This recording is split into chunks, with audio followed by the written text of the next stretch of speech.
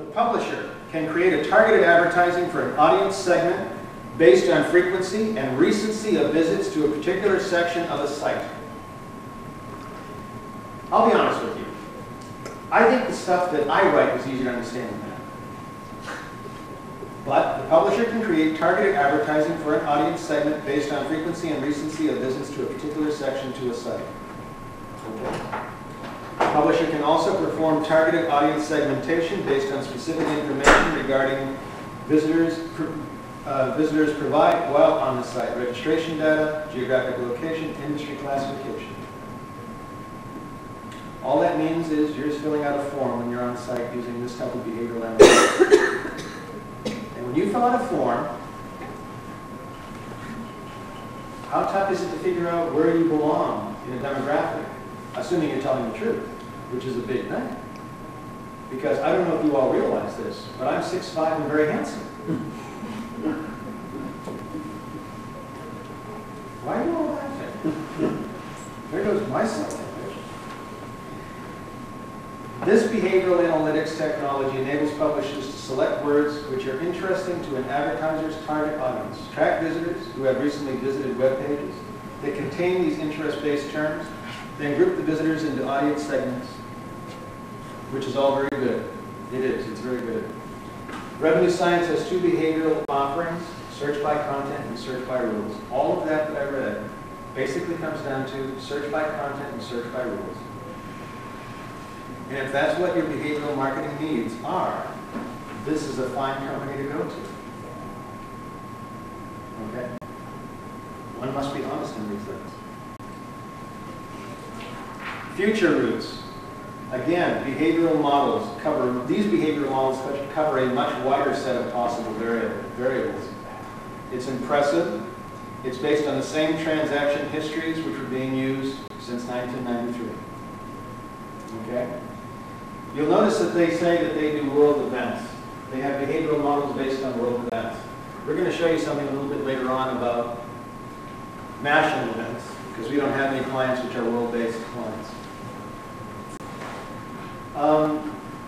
I've done a lot of research on future routes, and I have to be honest, I'm very impressed by what they offer. If you are still interested in the transactional-based behavioral model, behavioral demographics based on what's happened in the past, it's an excellent way to go.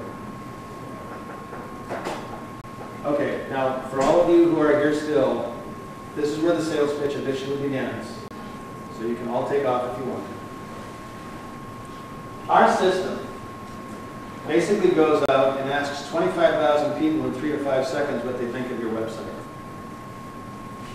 No, I don't mean we have 25,000 people on the payroll sitting at home with nothing else to do. What we have created through our research are 25,000 digital persona, digital profiles, mathematical entities, if you will. But what these mathematical entities are an in-depth understanding of how different people respond to different types of information. What type of information? Color. What do the majority of 25-year-old women think of the color blue? What do the majority of 50-year-old men think of this hideous, morose color green? Okay? All of this information is encased in our data system. And our data system grows.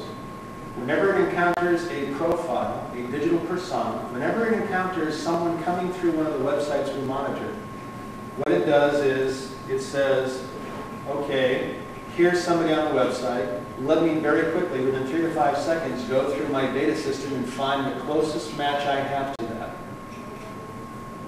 As in behaviors. Right then, live, while they're on the site. Okay? And it says, well, I don't know anything about this person, but I know a lot about this person, and they're behaving the exact same way, so I'll bet if I do something that made this person happy, it'll make this person happy. And I don't know how many of you get 20% conversions. That's making a lot of people pretty happy. Okay? So what happens is it does this matching all the way. And if it says, you know, this is something I've never seen before, I've never seen this type of behavior online before, it says, guess what? New persona, new digital entity. And then we had 25,001.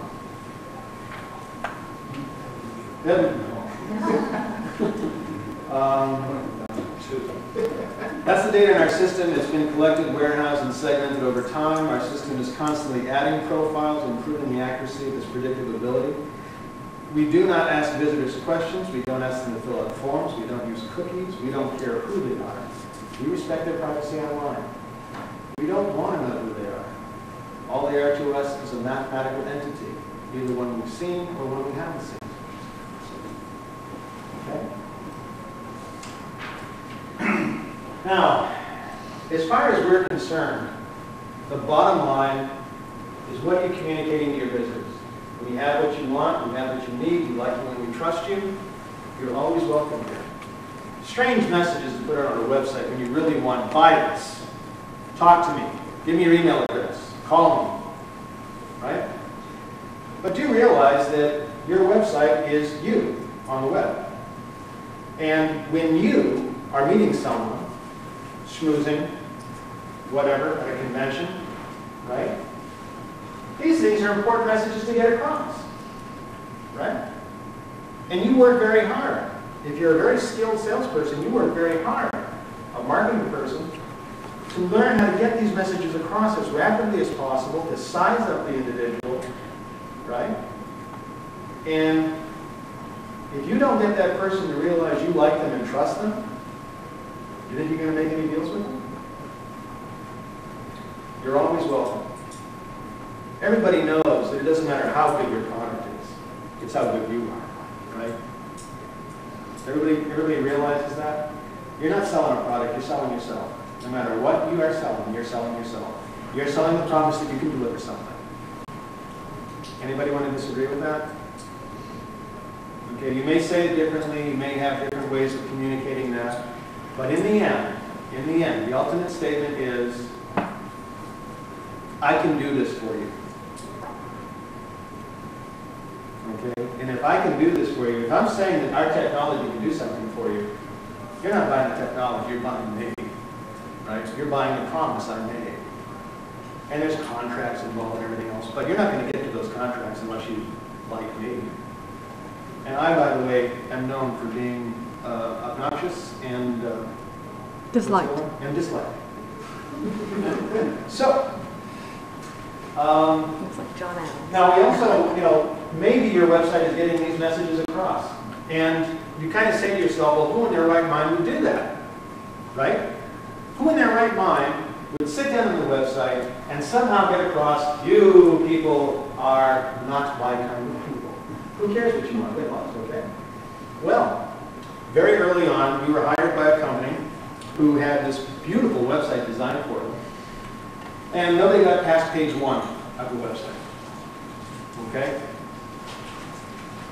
Spent a lot of money on the website. Nobody got past page 1. Matter of fact, people were spending less than 1 minute on the home page and leaving the site, unless they were looking for a job. Well, we ran an analysis of this company's website, and we presented the analysis to the VP of Marketing. And I said, Mr. VP of Marketing, the message that your website is giving off is, go away, we're not ready. And his statement to me was, and the horse you rode in on. Right? Okay, well, all right. I'm not going to argue with you. I'm leaving the door. I'm walking out. Okay? As I'm walking out, I hear these footsteps behind me.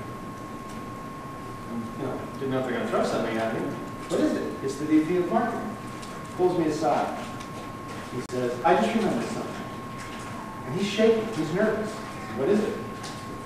He goes, I designed our website. Okay. I designed that website 6 months before we had a product. And I remember when I designed the website, I was terrified that people were going to come to our website and want a product, and we wouldn't be having to sell them. I said, congratulations, your anxiety got transmitted into your website. Okay? we've made some suggestions. And this is from their webmaster. This was what he wrote. We had a splash screen, 13-second duration, and into the home page. The majority of unique visits logged were less than 1 minute duration. Never went past the home page unless it was job seeking. This prevailed to January, and shortly after you did an analysis.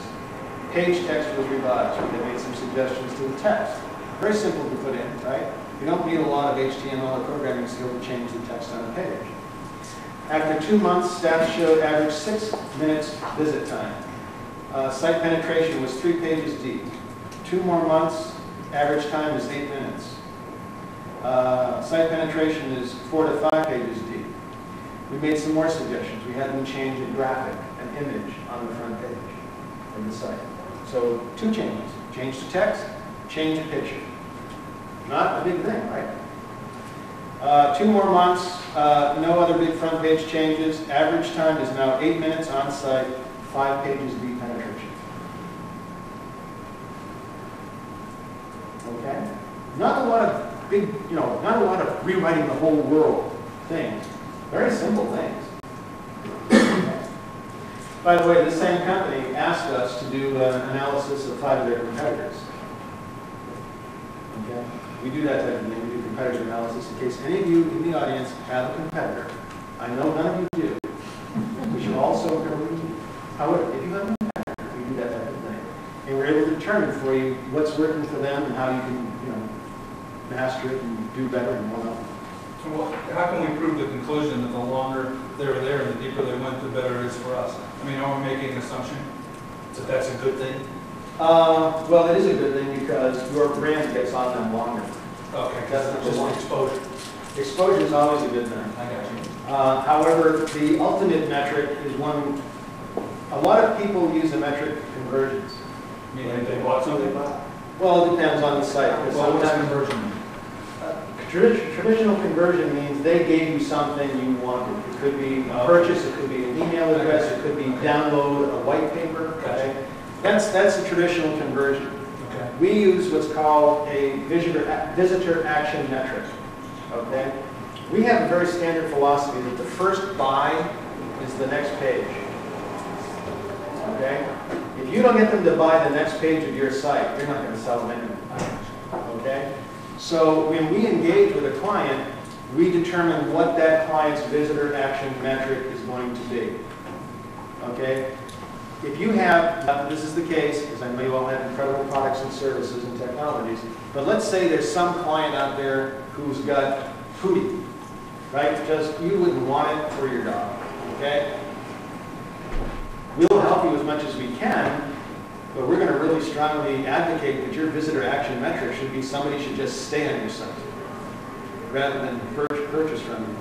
Because what we're going to do then is we're going to refine, we're going to learn by how people are on your site, what they're doing on your site. We're going to learn how to modify your product offerings to really capture the interest of the audience that's coming to your site. Okay? There's always going to be these 2 things. What we do, oh, the professor wants a chalkboard and doesn't have it, it's going to go nuts. Click out on the wall. We have a very simple thing we do. We have a basic equation, which everyone knows from grade school. A plus B equals C. Not even A squared plus B squared. We're not doing Pythagorean theorem. Bear with me. Tim was waiting for this part. He goes, okay, good. It's very simple mathematics, very simple arithmetic. A plus B equals C. Okay? A is the visitor comes to your site and they begin to navigate.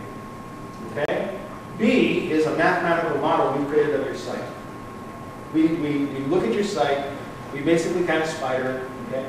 And our technology creates this really elegant mathematics. It's horrible. It creates this big mathematical thing that is your site mathematical. And now somebody's navigating your site, okay? Now the first thing our technology does is it goes, looks at this 25,000 digital persona we have, and it says, who would best like this type of mathematical model? Bam! Okay, we got a lock on them. This person navigating the site, how close are they to that best model? Oh God, they're not. What can we do to make it better? Let's do this. That didn't work too well. How about this? Okay, good now. Oh, we're happy now. It's strange when you get a computer making these noises.